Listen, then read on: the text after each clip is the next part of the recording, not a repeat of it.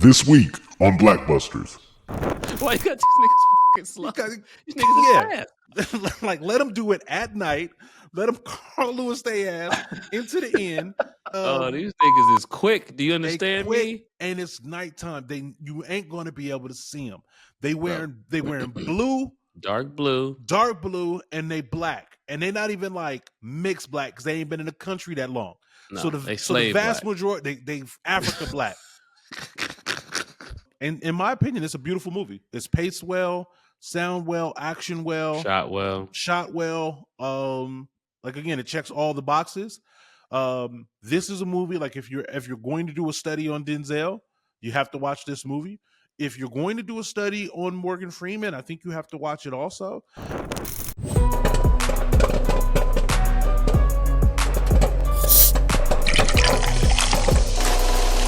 BlackBusters.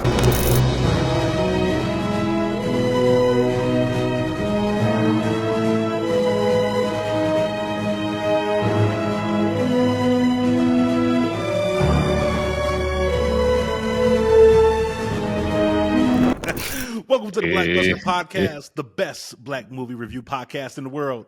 Craig. I'm your host, Tone, aka Oh My Tone. Oh my tone. Mm-hmm. I like that. I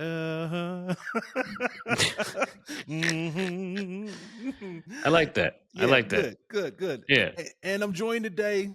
You know him. Man, needs no introduction. Big shouts out my fellow film connoisseur, Mr. Andrew Tyree. Yeah, Mr. Andrew, aka Swing Low. Oh, good. That's good. Sweet chariot coming forward to carry me home. We shouldn't be. We shouldn't be, but we are. But we are. Welcome. Big shout out to Andrew Tyree. Hey, listen, if you're not following him on TikTok, I recommend you do, man. The man is saying some things. He's had a couple of videos go viral post-election, as passionate and as articulate and insightful as ever. So make sure you check out the man Andrew Tyree. Yeah, please do, man. It's hosted by _Andrew Tyree. Come see what we're talking about over there. We're doing some things, man. And for you guys here, if you haven't already subscribed to the BlackBuster channel, make sure you do that. We got so much new stuff coming forward. We got the BlackBuster Remix Show, which I told you about a couple of weeks ago, and drum roll, another reveal. You're soon going to be treated to BlackBusters Reheated. That's my special sauced episode in which I'll be going back, looking at a hot take that we did from the past, reheating it to see if it's still hot or if it's not, or if it's gone cold. So make sure you hit subscribe here on this channel. We got a lot of activity coming. More Tone, more Job, more Drew, more movies, more you. Damn, I appreciate all of the community and the love and the comments. We're building something here, man. This is a family. This is a collective of black movie connoisseurs. Thank y'all. We appreciate y'all for going on the ride with us. And today's going to be a very interesting podcast. It's going to be a very good, interesting podcast. The movie that we have chosen for this week is Glory. I'll tell you why in a second. But first, let's get to the details of the movie. Glory came out in 1989, directed by Edward Zwick. The movie stars Matthew Broderick as Colonel Robert Gould Shaw. We got Cary Elwes as Major Forbes. We've got Denzel Washington as Private Silas Tripp. Morgan Freeman as an old young man. Sergeant Major John Rawlins. We got the late, great Andre Brower as Corporal Thomas Searles. This movie features on the Civil War. It had an $18 million budget. It did about $27 million in the box office. In terms of critical acclaims, this movie won Denzel Washington Best Actor in a Supporting Role. Denzel Washington's first Oscar. The movie also won Best Cinematography. It also won Best Sound. It's got an amazing score. So, Drew, why Glory? Why now? Let me give you my POV, and then I got a couple questions to ask you. Okay, I'm ready. Yeah. So the first being, whenever whenever things get, for me personally, whenever things get weird in America, and I don't understand why things are happening, or certain political and cultural shifts, I sometimes tend to keep going back in history. I keep Yeah. like pulling at that thread, following the crumb trail to how did this happen? Why do we make the decisions that we make? Why are we the way we are, to each other, for each other, against each other, all of the above? And for me, it always leads back to what I feel like is this nation's original sin, which is slavery. And so a lot of the ripple effect of slavery is still present today. What's interesting is that post election, you've got a lot of people, I think, taking a couple of different positions. Mm-hmm. One position is, okay, cool. That's y'all's America, right? Mm-hmm. Y'all do you, we're going to do us. There are other people that have the position that's like, no, fuck that. It's my America too, right? Mm-hmm. I am an Yeah. American. I'm as much as American as anyone else. I'm not going to concede that America doesn't belong to me. And then there Yep. are those that are like, you know what? I'm going to fight for the America that I want. Yeah. That's why I thought Glory was interesting, because Mm-hmm. it's the story of a black regiment fighting for a nation that doesn't belong to them, but a nation that they feel is theirs. Mm-hmm. A right to citizenship, which had been deprived by slavery. And we've got three interesting black characters who I think have three interesting positions Mm. on being black in America and what it means to be an American, what it means to assimilate, what it means to rebel. Yeah. So that's why I thought it was worthy for a Blackbuster. But I know there are some people that think that Glory is not a Blackbuster. So I wanted to ask Interesting. you, what do you think? Is Glory a Blackbuster? Oh, 100%. I mean, and here's the thing, like, whether you agree with the movie and the point it's making, or you don't, it's a staple in cinema. It features some of the heaviest hitters, black actors, and it's about black culture. It's about our history. So, agree or disagree, Blackbuster, 100%. There are some people that think because the movie is kind of told through the eyes of Colonel A Shaw, white. Matthew, Matthew Broderick. Some people think that the movie is kind of his story because he narrates and he's the leader. But I'm in your camp, which is, as much as it's a story about Colonel Shaw, it's Morgan Freeman, it's Denzel Washington, it is Andre Brower's performances that propel this movie, that make this movie interesting and compelling.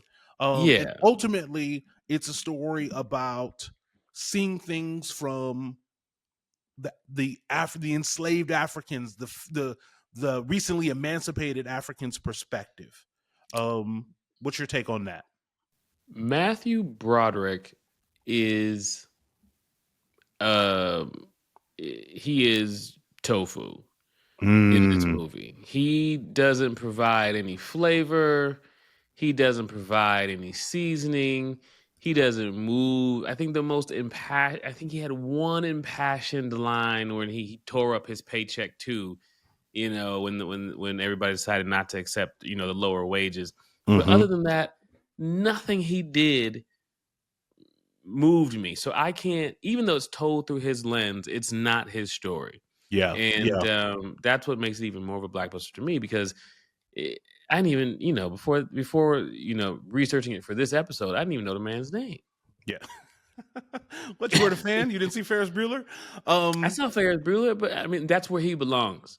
And that's what's interesting about this movie, is that was his space prior to Glory, right? Yeah. We had War Games in '83.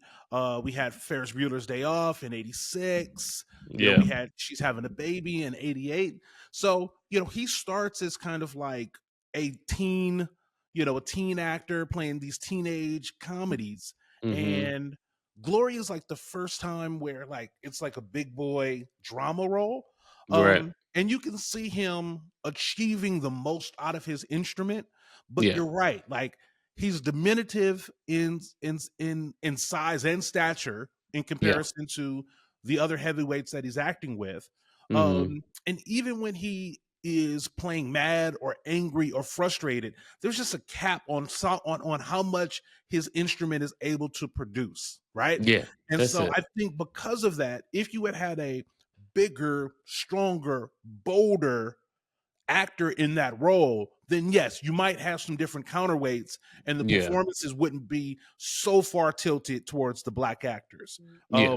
But the black actors put on a tour de force of acting in this movie, Crazy. which ultimately, even if the movie was supposed to be about Colonel Shaw, it ends up being about these black guys. Yeah. Yeah. 100%. I 100% Yeah. agree. So let's start the review. Let's break it down. The movie kind of starts, right after the Emancipation Proclamation. The North is. Let me make a point. Let's have a quick conversation on the Civil War in general. Right? There's something I need to say about the Civil War in general.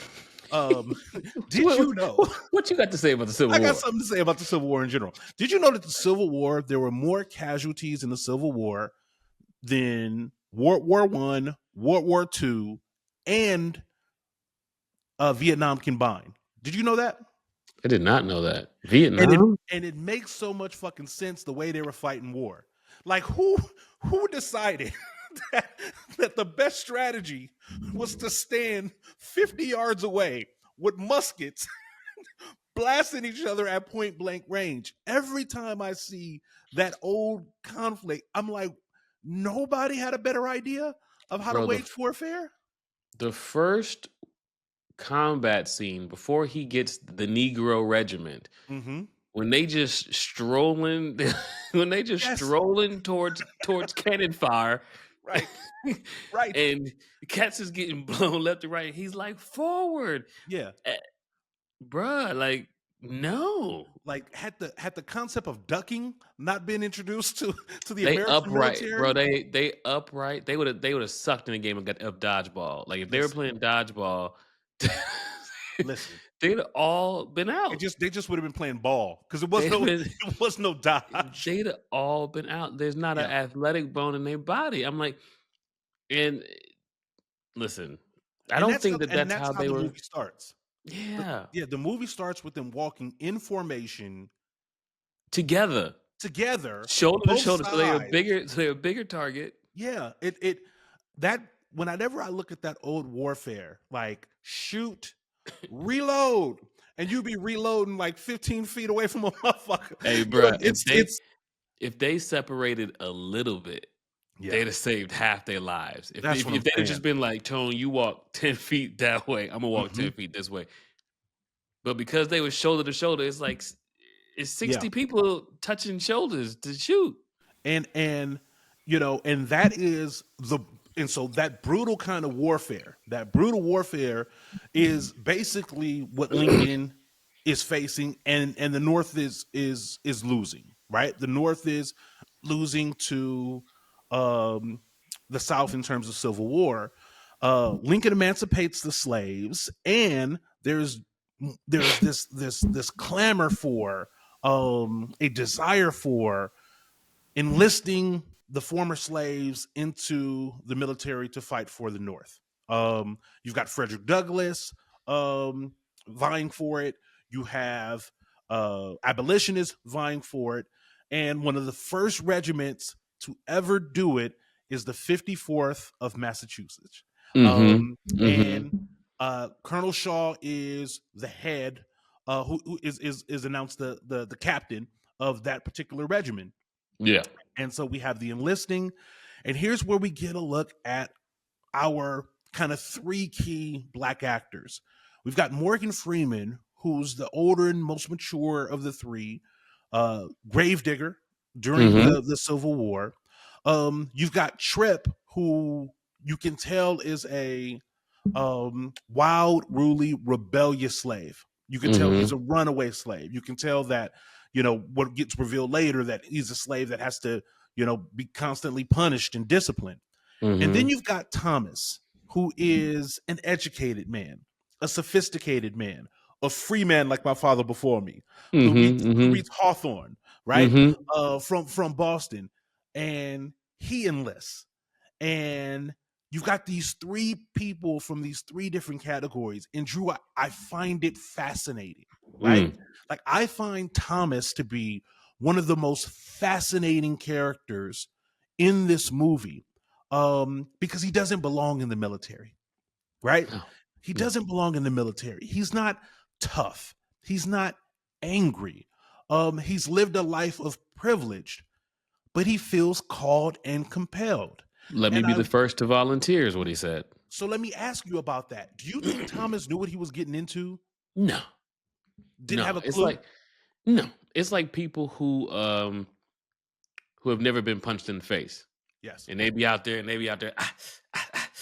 you know what I mean? Like play fighting and Wait, what's the sound effect? you know what I'm saying? And they be out there play fighting, and it's like you've never been punched in the face. Mhm. Like it's you know what I mean? And this is on a whole nother level. Like, you know, he says it with such joy. Let me be the first to volunteer. He's so Yeah. excited. And I don't think for that, I mean, to his defense, none of them had any idea what to expect. I, who have never been to war, even no matter how many movies you've seen, you don't know what to expect when you're standing right there and it's going down. But I think Mhm. he was as far removed, not only from war, but from how white people in the rest of the world would see him, because he never experienced it. He hung out with these white folks who was treating him halfway decent. So he had no idea that he was going to get down there and get treated that I way. mean, he was treated in Boston, he was treated like an equal, right? 100%. Like Shaw's family are abolitionists, right? Mm-hmm. Shaw has a type of family where they entertain Frederick Douglass, right? Yeah. Like Frederick Douglass is in the back room drinking cognacs Yeah. and having Smoking a fancy cigar. cheeses, right? Yeah. Got his feet on the couch. Yeah. So that's the world that Thomas comes from. And Thomas is raised with. He's raised with Colonel Shaw and Major Forbes. Yeah. So We he grew up together. he grew up with them. Yeah. So I think when he enlists, I think that Thomas probably sees the pomp and circumstance of it all, right? Mm. I think that like in his world, war is ceremonial, Yeah. right? Like Yep. like the West Point graduates that never actually see the front lines. You know, they go to Mm-hmm. West Point, they intern somewhere, and next thing you know, they return with a lapel full of full of awards and Mm-hmm. honors, and they go to the Pentagon and they become Mm-hmm. those kind of guys. I think that's what Thomas envisioned. I think Thomas was like, "There's going to be a parade. it's going to be a There's going to be a parade. news article It's going to be a written." uniform. And remember, like in a lot, this was very much so the case during the Revolutionary War, but war in America is a great time to profiteer, right? 100%. For a long time, we would elect people that had, there was an acclaim, there was a status that came with service. And so Yeah. I feel like Thomas is like, what a great opportunity. Yes, Yeah. I want to sign up. There's going to be an all-colored regiment, right? Yeah. But he has no idea what he's getting into. Yeah. No idea. And I think it's interesting to watch what happens to his arc, and we'll continue that. We also kind of get met at that early kind of sign with Sergeant Major Rollins, Morgan Freeman's character. He knows what's up. He knows what time it is, right? He's on the other side of it. He's on Mhm.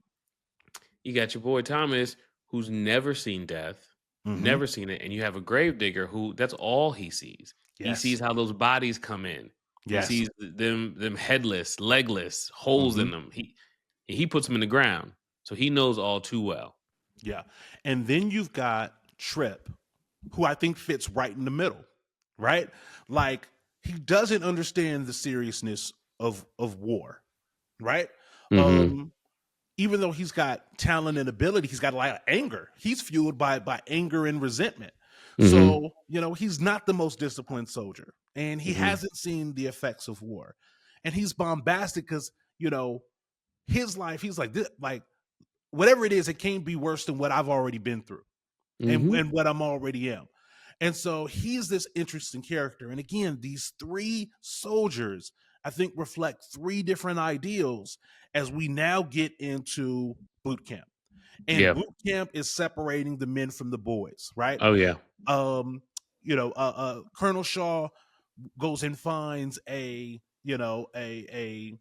loud and rough and tumble Irish drill sergeant that whips the 54th into shape, right? Mm-hmm. Gets him marching, gets him serious, and he's whipping Thomas's ass because Thomas is not red. Thomas is he's not physically fit.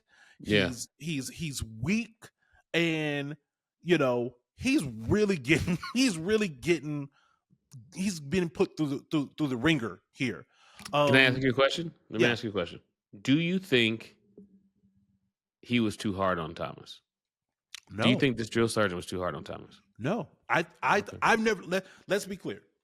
I've never been in the military. Mm-hmm. Right? So I don't know. I can't tell you. I can't hop into the mind of a drill sergeant. All I'll say is this: whatever he did made a capable soldier. Mm-hmm. Right? Because what I think Thomas needed to be separated from whatever semblance of his past. There's that one scene where where Gould even asks him, "Do you think you're being too hard on Thomas?" Mm-hmm. And the drill sergeant goes, You grew up with the boy, right? Mm-hmm. Let him grow up some more." Right? Mm-hmm. I think that the drill sergeant recognized that he was weak, that he was strong, that he couldn't take a punch, and ultimately trained a very capable soldier. By the time we get to the end of this movie, Thomas is a capable soldier. And I think it had to happen that way. I think he had to be broken and had to be ridden. Thomas had to recognize that, like, even though he grew up with Shaw couldn't save him. And Shaw recognized that as long as I coddle to you and create this safe space where you can talk to me and we can, be kind of friendly and chummy, you'll never be the soldier you need to be because you'll always expect me to bail you out. And so Shaw had to do what a leader had to do and had to kind of tell Thomas, like, we ain't in Boston no more, right? Right. Like, you're a soldier, I'm the captain. If you want to talk to me, you got to go through channels. You can't just walk up to me and be like, "Robert, do you have a moment?" Nah, man, it don't work like that here. Yeah. Yeah. It don't 100%. Work like that. Yeah. So, we're in the camp and they're getting together. And what's interesting is how Morgan Freeman's Rollins is pitch perfect, not just for a soldier, but for leadership, right? He drills by himself in the rain. He's always got the right posture. He's a galvanizing force in that regiment. What did you think about Morgan Freeman's overall portrayal of Rollins? Oh, I mean, Morgan Freeman is a genius. He does everything well. As far as from an acting standpoint, I think he nailed it. I think the optimism of a black man at that point in time, like, your mindset had to have been, foolishly so, but your mindset had to have been, we were enslaved, we just got free, and we're getting a chance to fight against our enslavers. So obviously, if we go out here and we win, we'll be equal. Yeah. Like, that had to be your mindset. You had to have belief. I would have had belief that, like, yeah, we just got to go win this war, and we'll be all good. This is like the last step to getting equality. I'd have been drilling in the rain too. I think Rollins is a very meticulous man. I think Rollins is a very meticulous man who is old enough at the time of the Civil War to be very specific in terms of following directions and doing what needs to be done, right? I wouldn't be surprised if the movie never reveals this, but if Rollins was a former slave, right? I got to imagine that both Rollins and Tripp were former slaves. And I think he brings that discipline to it. I also think he's old enough to know that this is probably our best and last chance at freedom. So I'm taking this shit seriously. Right? Like he's old enough to realize that. Trip doesn't get that yet. Like Trip doesn't understand that the overall consequences. And I think Trip has good perspective on this. We'll kind of go to the scene that he has with Shaw by the lake a little bit later. But Yeah. I keep coming back to the three because I think the three have different perspective. I think Trip just wants to fight. Trip is angry. The world has been bad to him and he's got anger in him that he wants to release, and the military is a great way to do it. Yeah. Tom's has a false optimism on what it is. And in many respects, I think Tom yearns to be a part of the Black community in this way. Right? Like, when we see him interacting in the camp, he's congenial. He's talking to people. He wants to be kind. Like he wants to fit in. He's like, Tom's is like the kid who went to private school up until junior high and then elects to go to public school, to like an inner city school. Even though he could have stayed private, he wants to be a part of the people. And for the most part, the people embrace him except Trip. Because I think for Trip, Thomas represents everything that he isn't. Name Searle. Thomas Searle. Jupiter shot you. What about that book? It's a collection of essays, actually. Fourier, Emerson, all the transcendentalists. It got pictures? Everything that Thomas has had, Trip hasn't had. And so I think there's a natural friction there, which is like, I don't like you Uncle Tom ass. You know what I mean? Right. Like, Trip is on Thomas's ass from the moment Thomas comes in the tent. He is on his. He is not fucking with him at all. Yeah, I think Trip thinks Thomas is foolish.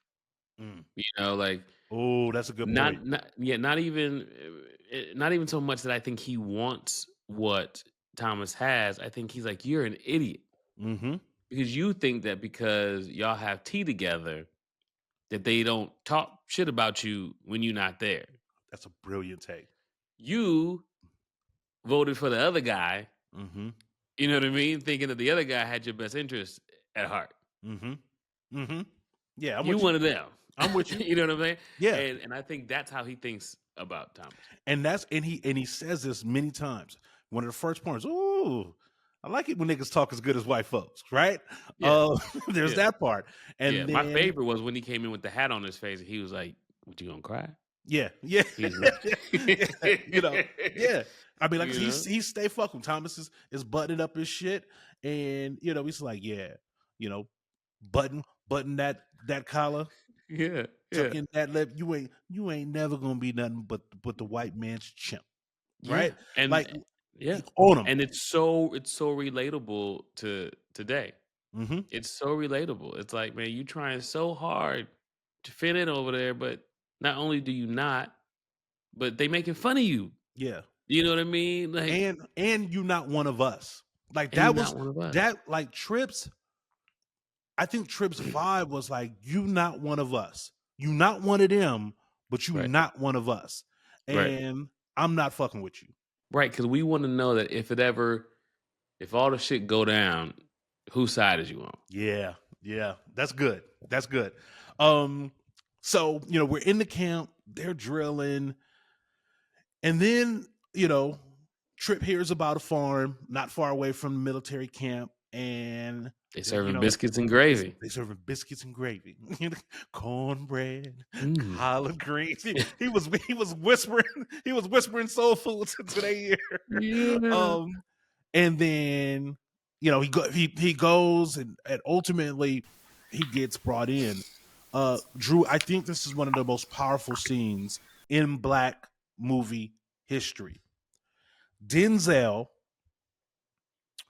being brought in shackles to be flogged in front of the regiment, right? And it's a throwback to what would have happened in the days of slavery. They take off Trip's shirt, and you can see all the scars and keloids from all the lashing that he had before. And Tripp spits, puts his hand on the wheel, and Mulcahy gets to whipping. And Denzel's face, Denzel's posture, he is staring right back at Shaw, not showing any pain, barely wincing as he takes this flogging, almost staring at Shaw like, you can't hurt me. You can't hurt me. You can't hurt me. But the pain of the whipping overwhelms him, and you get that single tear that The falls. glory tear. The glory tear, the release of pain. This man is being as strong as he can be to not show weakness, but ultimately it escapes from him. The pain escapes from him in the form of those single tears. Drew, I can't. It's one of the best acting performances I think I have ever seen an actor. It's so powerful. It's so meaningful. It's so significant. What do you think? Yeah. As an actor, how fucking hard is that to do? It's crazy. It's crazy because you have to understand that, like, well, first let's just say most important cinematic scene in Black history for sure, but definitely in Denzel's career. Yes. Like, that's the moment that Yes. made him cream of the crop. Mhm. That's the moment everybody was like, okay, well, I'm fighting for second. Yeah, Because that because he shit can was do that. crazy. He can do that. I'm gonna just Mhm. I'm gonna fight for second. Yeah. To build up that amount of pain Mhm. in any scene, I'm gonna try to break this down. But to build up that amount of pain where you can cry in any scene is hard. Yes. But usually it takes calling on some emotion that gets you to a heightened sense of emotion, and then it all comes out. It comes Mhm. out in a river. Now you sobbing. Yeah. I've done this on stage. You build yourself up, and now you cry. You can't control it. Mm-hmm. That's a beautiful thing to be able to get there. But to have the control to get there, Yeah. but just release it, like you shut the tears down in this eye. Yes. Yes. You shut off his tear ducts in one eye Yes. and let the emotion out of one eye. He didn't let it out in here. He didn't let Mhm. it out in here. He let it out right. I don't even think his forehead wrinkled. It just like he channeled. It's the most amazing thing. And when you think about how heightened emotionally that scene had to be, Mm-hmm. because it's not the 1800s. Right. It's the 1900s. He had to do And that. so, and you have to do that with Mhm. white people in the cast and behind the camera, the director, all these people, the grips, all these people are watching you. That is so hard. I did a background scene, like central casting background scene years ago on an episode of Dexter, I think. Mhm. And the scene was Dexter was having a flashback to where it was slavery times, and we were supposed to be on the bottom of a ship, and there was like water splashing on us. I couldn't even stay. I couldn't even stay and pretend for a second. Yeah. Yeah. So to do that is just Yeah. What do you think? First of all, spot on analysis. Fantastic. I think people underappreciate just how difficult it is to get that on camera, to get that on film. What he did. The technical difficulty of it. I think some people just appreciate the fact that it happened and its beauty and 100%. The scene is powerful. It's strong. But just for Denzel to be able to do that from a technical standpoint, I don't think many people spend enough time thinking about how talented you have to be in order to do that. I've said before, if I had one question to ask Denzel, it would be, was that done in one take? Because to keep him human, I'm going to have to say it was. And they were just like, boom, I got it. Because if that was the fourth take or the fifth take, he's not even among us. He's not from here. Yeah, he's alien levels. He's not from here. The lizard people. He's man. the best actor of the lizard Yeah, kingdom. he's a skinwalker. He's just wearing a human skin.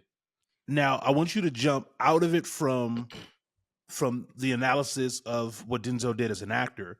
Mhm. I'm curious as to what you thought the tear meant for Trip. Like, Yeah. do you think that the analysis was that he was trying not to show weakness, even though he was in pain? Like, I always like it to believe that the tear meant so much more Yeah. than the result of the flogging. Like the Yeah. the tears is the first time you see Trip's vulnerability. That like It's a this it's a fucking crack. life is hard. It's a crack in the dam. Yeah. You know, like the whip, the physicality of the whip caused an emotional crack Mm-hmm. because these tears have been like held back Yeah. for years. He's Yes. not a crier. I used to Mhm. tell you, like, I don't cry. I don't cry. And you was like, when you have daughters, you're gonna cry all the time. And it's true, Yep. right? Yep. Cry all the goddamn time now. All the goddamn time. But it's like, yeah, he was holding it in for years, probably never cried, probably never showed weakness, and that was his strength. Yeah. Y'all can do whatever y'all want to me, but y'all not getting no emotion out of me, not except for what I want, Mhm. from what I want to show. And yeah, that was a little crack. So that was, you know, a little bit of weakness, but I think the eye contact was strength because usually when you cry, especially if you're a person who prides himself on not crying, you turn your head, you wipe your eye, you cover it up. Mm-hmm. But he's like, you know how strong I am, and you know Yes. what you're doing because your homeboy, I forget his name, his underling, the captain's second in command, he whispered to him before the flogging, Yeah. you don't want to do this. Yeah. Not Come on, this are we way. Not, serious? Yeah, not, not this way. Not to them. Forbes. Yeah, right. Forbes. Not to You don't them. not to them. And I thought he would be the person who understood the least. Mm-hmm. I thought his character would be the, you know, the frat boy who didn't really care. Yeah. And he was like, not this way, not to them. Yeah. Yeah. And he was like, and I felt like, you know, Tripp's character was like, man, your man told you, he told you not to do this to me. Yes. You made a decision to do this to me. You had a chance to be like, everybody here agrees that this is a bad idea. when you saw my back, you could have said, you know what, we're going to do one other thing. We're going to have you scrub the whatever. Right. Now, this is a hell of a, I can't even believe I'm preparing my mouth to say this, but as captain of the regiment, that's a hard place for Shaw to be, because the regimental guidelines dictate that that's what's supposed to happen to deserters, right? Right. There's the unique cultural moment that he seems to miss. I you know, I tell you this, what if Trip isn't flogged, I think it unlocks a greater humanity in Shaw that maybe not have been there before. Mhm. Because at that point, Shaw needs to know why, like what happened, and then that's where Morgan Freeman reveals to him, shoes, sir. Mm. The boy was trying to get himself some shoes, right? Yeah. But you know what that showed me? That showed me that they didn't even ask him. No. They didn't even say like, yo, what was you doing? I mean, listen. They're like, Shaw is learning from these men the entire time, right? No, for sure. Shaw is learning to be a better captain from these men. So yeah, there was no, you know, you don't ask deserters, enlisted men, why they left. But when Shaw goes to Morgan Freeman, when he goes to Rollins and says, can I talk to you from time to time about the men? I think that's Shaw saying, like, there's some deeper shit going on here that I don't understand, and I'm not going to be able to lead these men completely by regimental standards. There's an insight here that I don't have. You disagree? I know. I think that's what he's saying, but I think screw him in the same breath, because you saw the marks. So, you know, as a captain, I hear what you're saying. You have to hold up a certain standard to let everybody know these are the rules. This is how it goes. Mm-hmm. You're already making exceptions for these guys because they're black. You're already trying to pay them less. You're trying not to give them no shoes. So we not being held to the same standards anyway. Right. When you see the marks, I think you're creative enough as a captain, as a parent, Mm-hmm. You know what I mean? Let's compare, right? Like as a parent, as a man raising your children, you have to know how to punish them. You Yeah. can't just be like, "Hey, this punishment equals, whatever. I'm gonna yell at you or I'm gonna spank you or whatever." You have to go like, you know what? That doesn't work for this child. I got to do something different because of the way they react to this sort of stimuli. So for him, you got to figure out what's going to move the needle for him. And you know what? That flogging didn't do it. The flogging is so that you go, I'm so scared of this amount of pain that I'm not going to have this. I'm not going to do this thing again. Mm-hmm. That's not what that did. You know what I mean? I feel what you're saying. My only not even a counter argument, but what I would say is that Shaw is fundamentally different from the flogging on, right? From that moment on, Shaw starts making different decisions and starts interacting with both the regiment and the military differently after that, right? Yeah, but you got to fuck me up to do that. You got to mess me up for I'm not saying it's right or wrong, but what I'm saying is that after Trip is whipped, and Colonel Shaw goes to Rollins, seeking wisdom, seeking perspective, seeking to do this better. He goes, I'd really appreciate it if I could talk to you about the men. To me, that's someone who understands, like, maybe I fucked up. Maybe that was the wrong decision. Maybe I'm blowing this thing. I'm not leading a regular regiment of men. I'm leading a different regiment of men. And when he seeks that wisdom and information from Rollins, and when Rollins gives him that info, he's then able to see Trip's feet.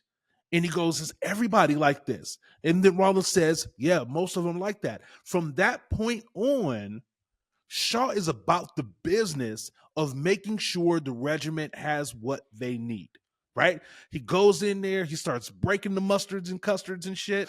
You know what I mean? Like, brings his goons in there to protect the door. He gets these men shoes, he gets them uniforms, and at that tear it up scene when Trip is now recovered and back to the regiment, and there go slaves, come get your slave wage.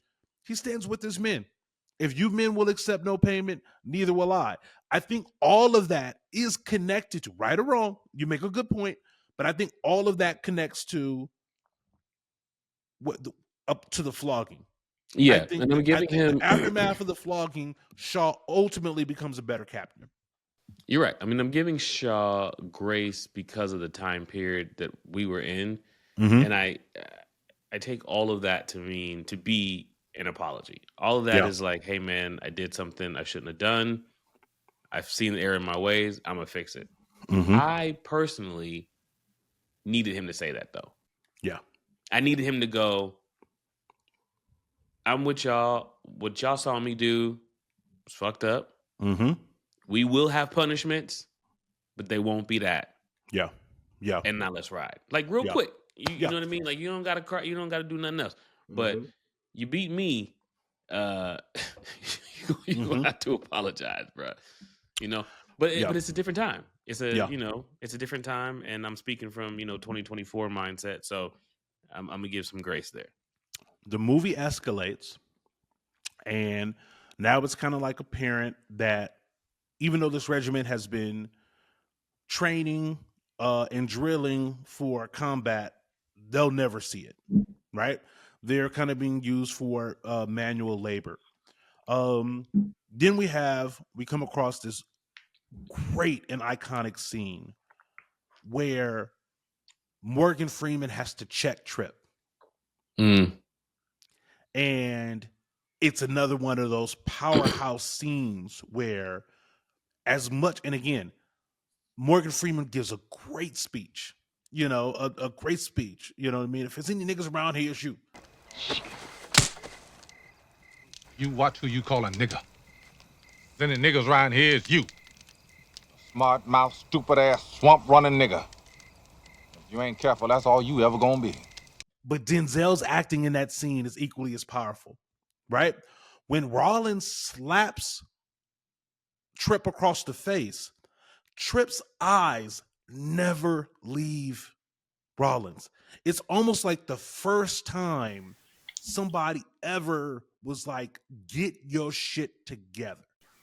And that's the moment to me that fundamentally changes Trip as a soldier and as a man. I don't think Trip has ever been around or near or spoken to by a man as powerful as Rollins.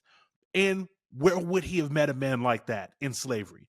Where would he have met a man with that much power and dignity and self-control and perspective and wisdom? He's never come across a man like that. All the men he's ever come across have been in the same situation and station as him.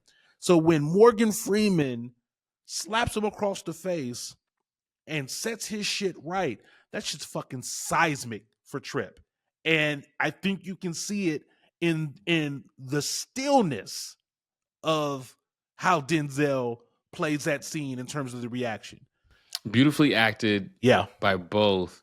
And technically, from the technical side, I'll say that the person in the scene who's listening is more important than the person in the scene who's giving the dialogue. There you go, bro.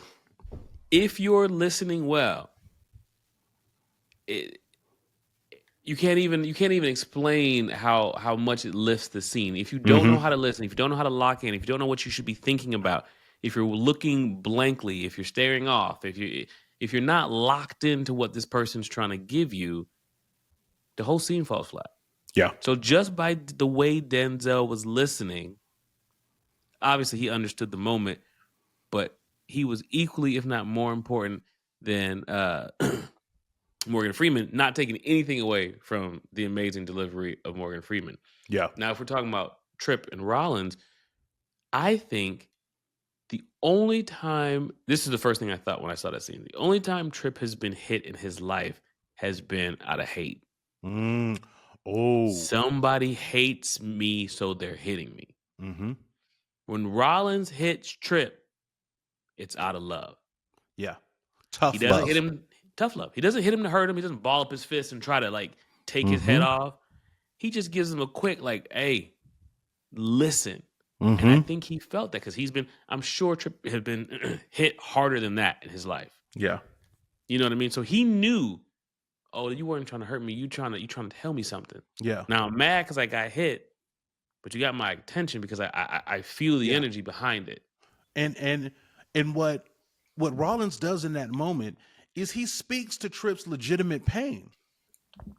Because you've been, I know you've been chased by hounds and whipped by whips your whole life. You know what I mean? I understand that. And I think the line is that like, that may not be, that may not be living, but it sure as hell ain't dying. And dying is what these white boys been doing for 2-3 years now. Dying by the thousands, dying for you, fool. Dying for you, fool. And I know because I dug the graves myself, right? You better watch who you calling nigga. If there's any niggas around here, is you. Damn.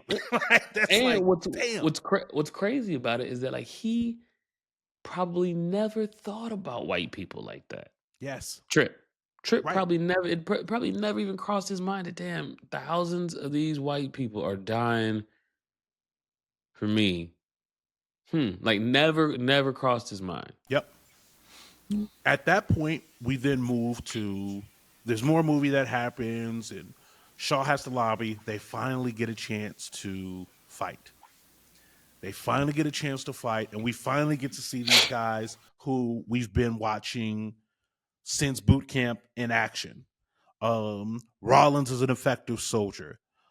Tripp is an effective soldier.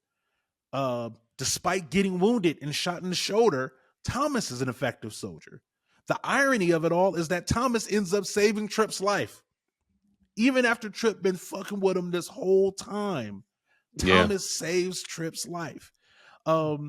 It's a beautiful example of how war can galvanize. And what I love about the scene the most is, I love the fact that Thomas saves Tripp. But when Thomas is laying on the ground, injured, and suddenly Shaw has all the humanity in the world for him, right? seeing his friend laying on the ground shot, and he comes over and he goes, "You're gonna beat me back to Boston. You'll be sitting by the fire reading Thoreau," right? And Thomas is adamant, "Don't send me back. Don't send me back." And for the first time, Thomas almost growls at his white friends. "Promise me, promise me." You know what I mean? That he gives that promise me you won't. What a moment for that character, right? Like now at that point, Thomas no longer belongs to the Thoreaus in Dickens of Boston. Now Thomas belongs to the 54th. I thought that's a beautiful, powerful arc for his character. Yeah, it's like releasing a captive animal back into the wild, you know, and he has a little bit of a problem getting adjusted, but then he finds his people. People. Like, oh, this is it, you know. Like, I've never been to Africa. You go to Africa, a lot of people say you get there and you cry. You know what I mean? Because you're like, oh, I never felt this before, you know. And I think he's had that moment where, like, he's connecting with his brothers. He's fighting for his freedom. He's fighting for he probably never even really spent time around people who were enslaved. Yeah. You know what I mean? Because he was living in, he didn't even feel connected to that plight. Yeah. And now he does. And he's like, you can't send me back to the fire. Like, what am I gonna do sitting in front of the fire when we down here doing this? Yeah. I think Thomas realizes that he's fighting for their freedom. For his comrades in arms. Remember, Thomas is a free man, like my father before me, right? Thomas is free. Thomas ain't necessarily fighting for his freedom. When he enlists, he's not enlisting to fight for his freedom. I think when he enlists, he is fighting. Initially he's enlisting in the pomp and circumstance of it all, the ceremony of the history of it all. Yeah, when he's laying on that ground and insisting that he doesn't get sent back, he's fighting for his brothers. He's fighting for the 54th. And the movie doesn't spend hardly any time talking about that, talking about the change in Thomas from Hawthorne, Dickens, Thoreau to Rollins and Tripp and the 54th. And I think it's a powerful and seismic moment. All of these characters have this powerful and seismic moment. From that point, they win the battle. It's good news afoot. They fight really well. It bodes well. And then we have, when we kind of get to the conclusion of the movie, which is we have the assault on Fort Wagner. And Shaw volunteers the 54th to lead that charge. After 2 days of fighting, I hate that decision. I've walked around this, like, I've done 4 laps around this. I understand why Shaw wants the 54th to be there, right? But they warned that, whatever regiment is leading this assault is expected to take heavy casualties.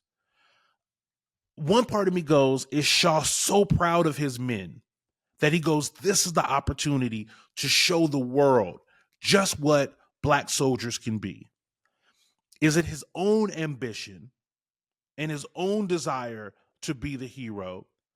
I always wrestle with why he had to volunteer the 54th for that initial charge. And I always feel like weird about it. And maybe because I know that a bunch of them are about to die and I don't want that to happen. But like that decision to volunteer the 54th always rubs me a little funny. Yeah. I mean, I don't understand it either. I don't understand volunteering for war, period. Like the idea that you would, choose, if they come get you, if you're in the military and you got to go, you got to go. But if they're like, hey, you don't have to go fight this fight, you can, just go if you want to. I'm probably not ever, Yeah. you know what I mean? But Yeah. so, and especially like you said, coming off of a win, coming off of 2 days of fighting, we're tired, we're hungry, like we can get the next one. A part of me feels like Shaw is like, I'm about to shock the world. Like, like I'm going to take with lives. That's a terrible, you know what I mean? Like what's interesting is that, again, he could just have been riding the high over his win. I think he wants to show the military and the world what black soldiers are capable of. It's a high price. It's almost, an unaffordable price. But if you read the history books, the result of the 54th's attack did have that effect, which is the world was able to see that these soldiers, if trained, can be fearsome. And some historians argue that it was the infusion of black soldiers into the military ranks of the North that helped turn the tide of the war, right? Oh yeah. So if the 54th doesn't courageously attack Fort Wagner, even though they're repelled, the story doesn't get written about their heroicism and whatever skepticism might have been out there about black soldiers. It's one of those kind of like Pyrrhic victories. It's a thing which is like, it was a sacrifice that was made, but I think the ripple effect of it, the story of the 54th, the legend of the 54th, if you will, grew by their heroism. It's because I've gotten so attached to these characters that, like, whenever we get to that part of the movie, I sometimes turn it off because I don't want to see what I'm about to see next. Do you think that the infusion of black soldiers throughout the North after the 54th actions, if that swung the tide of the war, then you think there's a possibility that the North loses if the 54th doesn't do what it did? Yeah, I mean, it's interesting. I ended up watching Gangs of New York. Great movie. Great movie as well. And the North was literally like the Irishmen, after they were getting off the boat, were like basically enlisting them into the army. The North definitely had disadvantages. By and large, the war was fought on Southern soil. And yeah, I think that, like, the way that they were fighting the Civil War, we go all the way back to the beginning of this podcast. We talk about the brutal nature in which they were fighting the Civil War. You needed bodies. Whoever had the most bodies to throw at the war, I think, was going to have an advantage. The South did not have any more bodies than what they were able to get. They did not have any allies, right? They were hunkered down in their own territory. The North had the Irishmen, and the North had the emancipated slaves. So just simply by mathematics, I'm going to say yes, that, like, the 54th sacrifice at Wagner made it easier to enlist more men and train these men well. Remember, there's that other ragtag regiment of niggas out there, the ones in the red, that was, chicken cooping and doing all kinds of shit. And they were an example of a poorly trained and poorly run regiment by a leader who did not see the best in them, did not see capable soldiers in them, but rather kind of like uniformed monkeys and field hands that they could point into disaster. I think the 54th shows that if you treat these men like men, if you train them the way you would train any other soldier, you find a willing, capable, courageous soldier willing with a vested interest to fight for the cause. So yeah, I do think the sacrifice of the 54th impacted the result of the war. Yeah. So from there, a couple more scenes, and then we kind of, reached a conclusion. I love the scene with Denzel and with Tripp and Shaw by the lake, right? Where Shaw comes down, and it's interesting because this is the same man who he had flogged, right? And he meets him on his terms and says, "You fought very bravely yesterday. Rollins has appointed you for accommodation. Like, we want to award you, and I want you to bear the regimental colors tomorrow." And Tripp was like, "I don't want to do that." Right. And Shaw was like, it's considered quite an honor. And and Tripp was like, "Nah." And then Shaw goes, "Why not?" And then they have this conversation. I ain't fighting this war for you, sir. I see. I mean, what's the point? Ain't nobody gonna win. He has that argument where he says, "Ain't nobody gonna win." And then Shaw goes, "Well, the war can't go on forever." And Tripp says, "Yeah, that's true, but ain't nobody gonna win. Somebody's gonna win. Who? You? After this, you get to go back to the big house in Boston. What about us? What happens to us after this?" The foretelling in that is brilliant. Like, Tripp's like, I'm not fighting this war for you. Like, he's giving them a lot of information. Like, I'm not fighting this war for you. I understand that I live in America and I got a raw deal.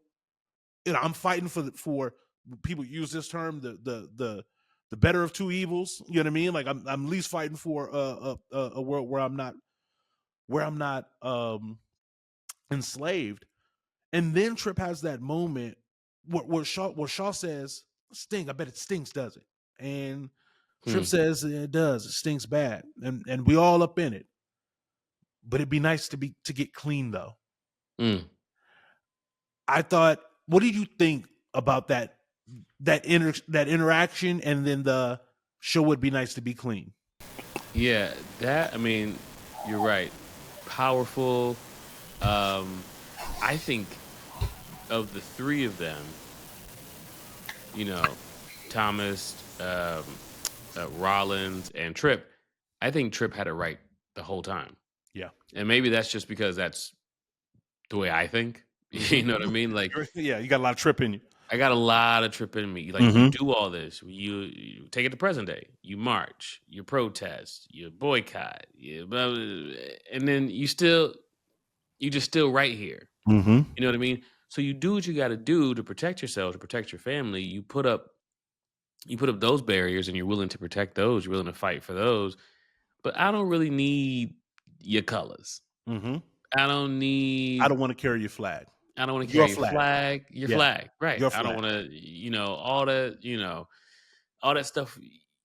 Those are awards for y'all, because then you get to go to your parties and they, talk about your awards. And I'm never coming to the party. Yeah, my world is still my world. It's still my world, and the people looking at me, you know what I mean? Like, I know what they thinking, and some of them, their cousins, probably slave owners, and you know what I mean? It's all intermixed. So I'm good, and that's really relative to today. And his point of would love to be clean, though, is like, ultimately, I would love if everything was just on the up and up. If everybody was just equal, all really just like, you think Shaw is angry, but he's just sad.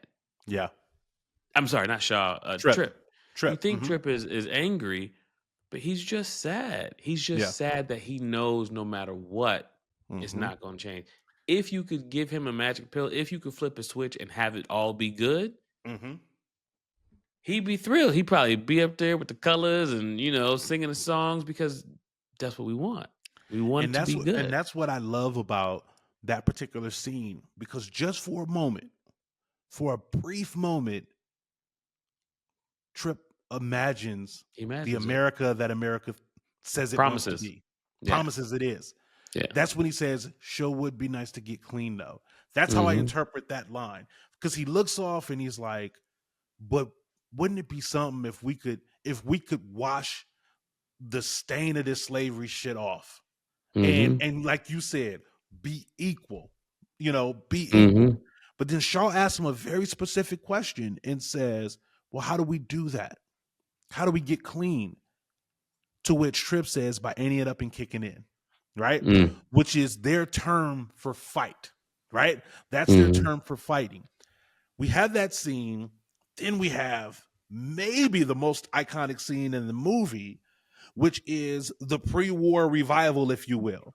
The "Oh my Lord, Lord, Lord, Lord," and the guys are out there and they're singing, and we get the speeches. We haven't talked about Stuttering Homie, but Stuttering Yeah. Homie, Yeah. who's now learned to read. Yeah. Tomorrow, Ain't no pictures in the book. Ain't no yeah, pictures in there. and no pictures in the book. But he gives his speech about tomorrow I'll have a rifle in one hand and a good book in another. And then we go to Morgan Freeman's kind of revival, speech. Lord, oh Lord, when is this going to be our turn? Mhm. And then they go to Trip, and oh, what a beautifully complicated. I'm gushing. I'm capping because Denzel. This is why he fucking won the best supporting actor, because he gives this speech, and you could tell he's conflicted with it all. He does not have the words. He doesn't have the words, and he's trying to find them. Well, I ain't much about no praying now. All right. Y'all's the only family I got. Well, that's our family. That's all right. I love the 54. All right. Ain't much a matter what happens tomorrow. But we men ain't we? Amen. Y'all the onlyest family I got. Y'all the onlyest family I got. I love the 54th. And ain't much a matter what happens tomorrow, because we men, ain't we? We men, ain't we? Probably it was a very incredible speech that didn't have a lot of words, but said so much, right? It was and that, and the way he was trying to tap into his emotion and his past, and he just brings forth the traumas. Yeah. Killed off my mom. Like, I'm this way because they killed my mama, and I'm this Yeah. way because they done run off my daddy. How gotta else could recognize- you be? Yeah, I ain't got shit out here but y'all. Like, I love the fucking 54th, and Yeah. I'm a man with y'all. It's just like such a powerful thing. It's such a powerful thing.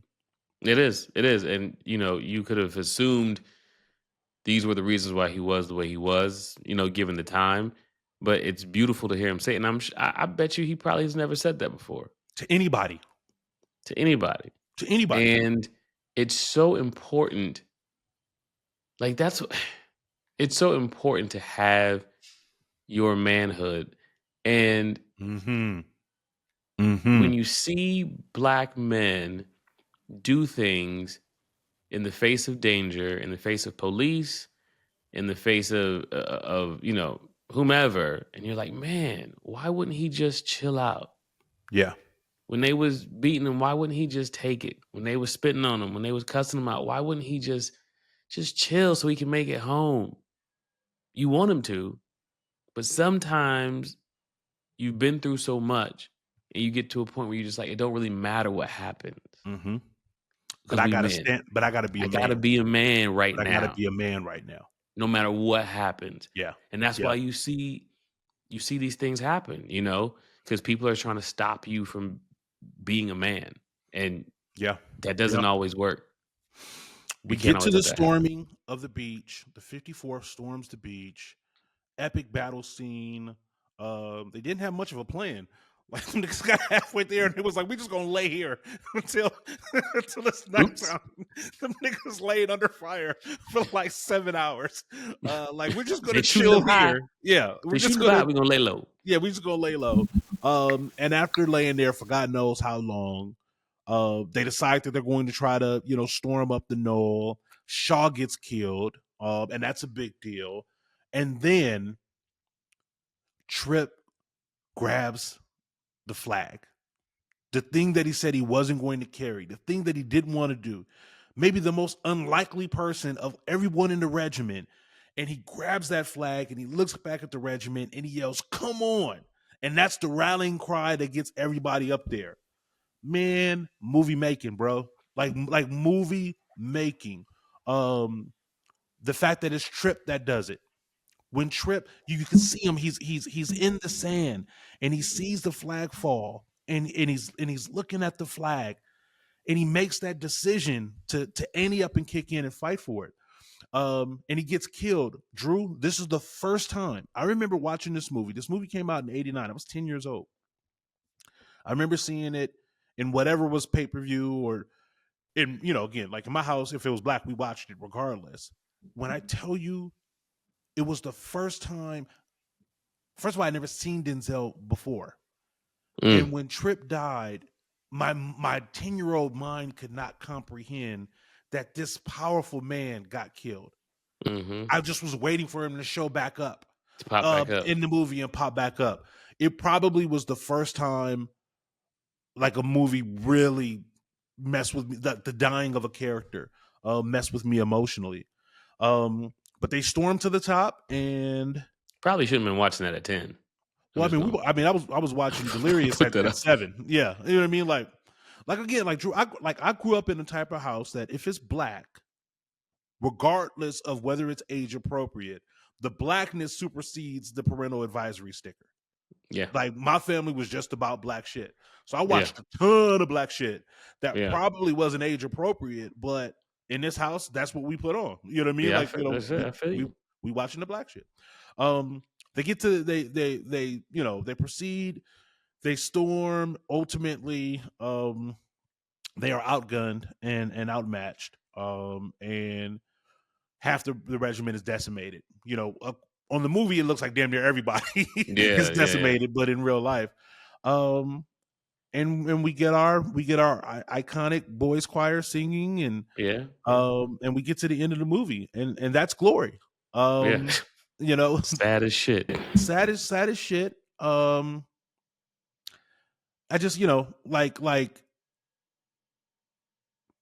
it's interesting when you think about the sacrifices that have been made and black people's story and history in America.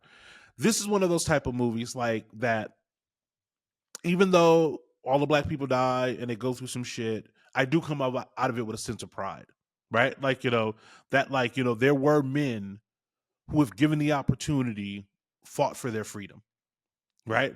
That in itself is incredibly powerful, and I think more stories about it need to be made. I think many times there's a whitewashing of black people's contribution to America's military prowess. In every war. In every war. So anytime we telling the story about, we was there too. We was fighting against the British. We was there too. 1776, we was there. 1774 to 76, we was there. Mm-hmm. We was fighting against Hitler too. Like any Spanish-American War, we was there too. Korea, we was there too. Think about think about a generation of beautifully mixed Korean and black women, because we was there too. Delicious, right? Because we was there too. Yeah. So this is a movie that I love because it's about us being there too. Let's get into some awards. MVP. Who's your MVP? Yep. Yep. It's the easiest fucking shit. Trip wins it. Yeah. Trip. He got it. Like Easy. What? I mean, and you don't even need to qualify it. There you go. If you want to know why Trip is the MVP, rewind to the beginning of this episode, and there you go. There you go. Start LVP. Who's the LVP?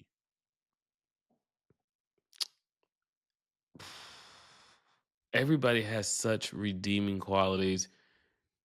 I'm going to say the LVP for me has got to be the United States. Yeah. Yep. The whole goddamn United States. Mm-hmm. Because we shouldn't have had to do that. We shouldn't have had to be there. That shouldn't have been a fight. And when that fight was over and we won and we had such a helping hand in winning it, it should have been peach cobbler and goddamn, popcorn for everybody. and we should still be eating off of that. Yep. We should all just be good. And the fact that we are still here fighting in some senses to not be treated as second-class citizens, yet still in housing and education and finances and the workplace and police. It's the United States of America. Mm-hmm. LVP. For me, and I'm always going to agree with that take.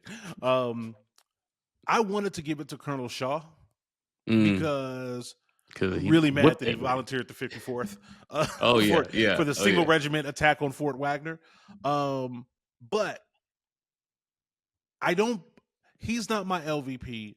Whoever thought it was the best idea for them to attack in daylight is the LVP. Like whoever wrote up the mission plan is the LVP. 11:30 a.m. we're going. 11:30 a.m. we're going. Right? We're going to walk into the cannon range up until such a point where we take enough damage that we start jogging, up until enough point where we start sprinting. We're going to sprint. We're going to sprint to the berm. Think we can come from the side? Yeah, no. You got to come this way. At 11 o'clock, yes, when the sky is the brightest that it could be, we're going to sprint to the berm, and then we're going to wait. Right? We're going to wait like 8 hours for it to get dark. Why didn't we just do this shit when it was dark? Right? Are we going to do this in suits? Are we going to have to fight in suits? Yes. Listen, why not attack Fort? This is that bullshit that was on at the beginning of the movie. The line that let's line up, 50 yards from each other. Why not attack Fort Wagner in the middle of the night when a good portion of the garrison inside is asleep? Right? Yeah. And attack under cover of darkness and catch it was that assault was the same type of fucked up military shit that they was doing at the beginning of the movie and throughout the entire movie. So for me, whoever wrote up that war plan to send these guys in at 11:30 during the day, 11:30. That's my LVP. It was some dickhead in the office somewhere. Mm-hmm. You know what I'm saying? Just we are going to show them our might. We're going to ram the colors right up their ass. Just fucking ridiculous. It's dumb, man. It takes me back to when people used to have fights at dawn. You come, you siege a castle, but you camp. They would camp outside the castle, mm-hmm. and they'd be like, "At dawn, we come to kick your ass." Right? Like, what?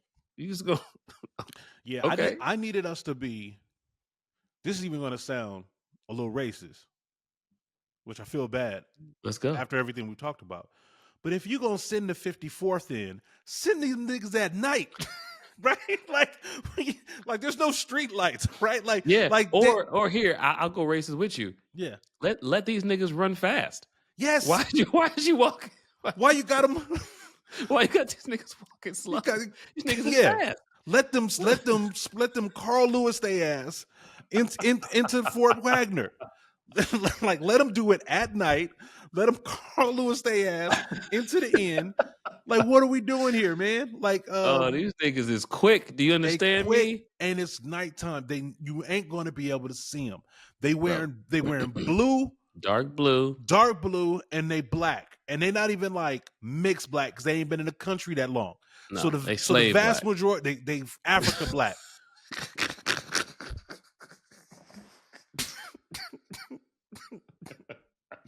That's outrageous. So that's my LVP. All right, Drew. Let's give it some awards. Scale of 5, Black Fist to 1, all-time classic, 1, black movie. How you rank it?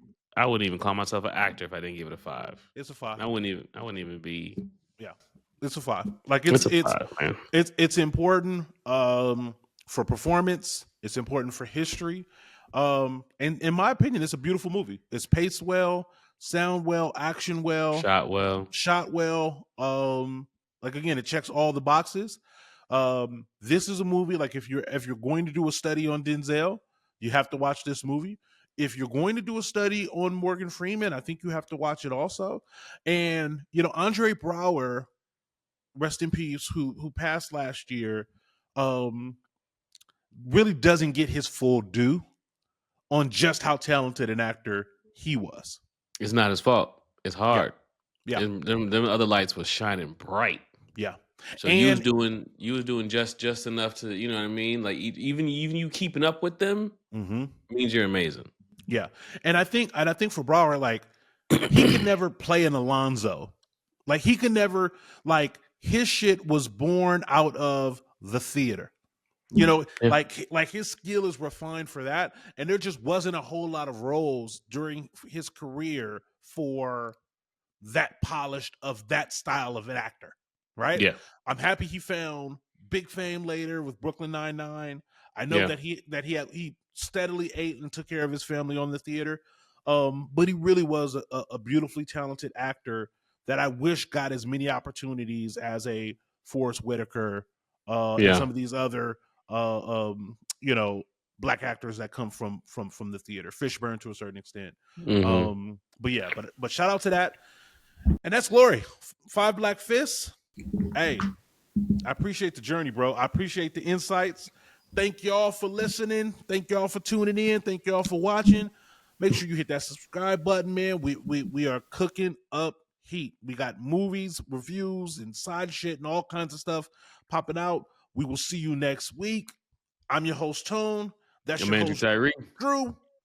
And we'll see y'all next week. Peace. Great episode, Drew. That was good. Great episode. Good. Damn, you're right, man. Like we do find our way to the silliness at the end. Like at the end. The end of the shit, it gets funny. Yeah. For sure. And it's right at the end. So I think I might find a way I might clip that little piece at the end and use that as the preview.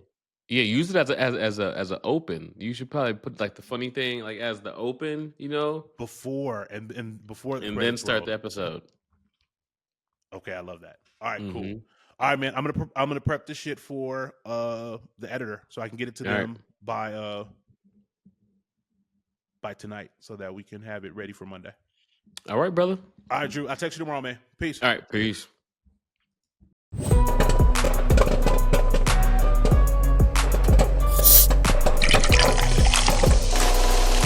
BlackBusters.